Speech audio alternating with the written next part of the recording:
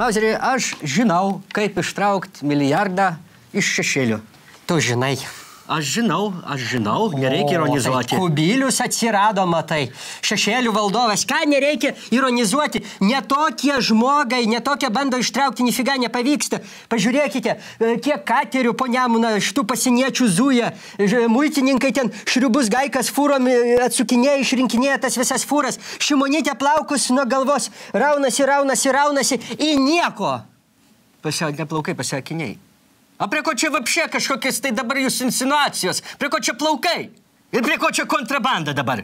Iš kontrabandos tai aišku, kad neištrauksi. A vot dėl to reikia traukti iš aukso. Jūs į mane nespoksavokit savo tom inteligentiškom pelės akutėm. Mes esam 75 vietoj pagal aukso atsargas pasaulyje.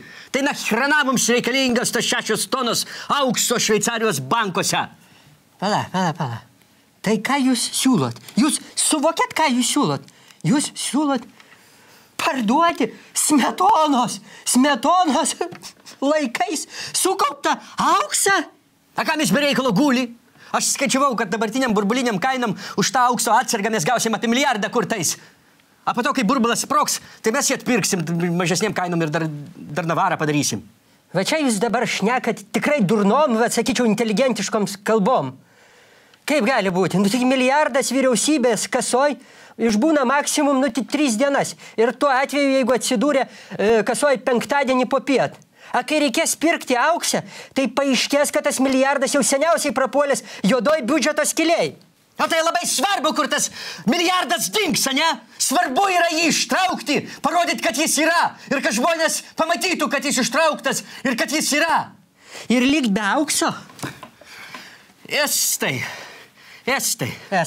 Turi tik tais 200 kilogramų auksą. Ir ką?